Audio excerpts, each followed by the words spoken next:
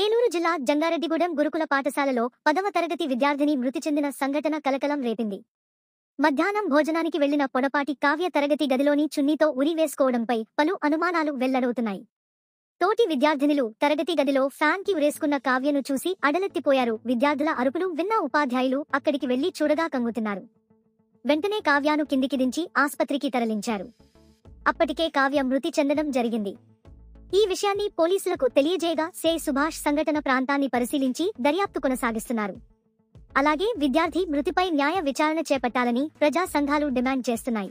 అందరూ వెళ్ళిపోలేదండి, వెళ్తూనే ఉన్నారు. 1:10 అలా అయింది. ఈ లోపల గట్టిగా పిల్లలు అరిచారండి. అరిస్తే ఏంటని వెళ్ళేటప్పటికి ఇలా చున్నీకి చుట్టుకుని ఉందండి. ఇమ్మీడియట్గా కిందకి దింపారండి సెక్యూరిటీ గార్డు. దింపిన తర్వాత ఆ ఇన్ఫర్మేషన్ మా డిస్ట్రిక్ట్ కోఆర్డినేటర్ గారికి, పోలీసుకి.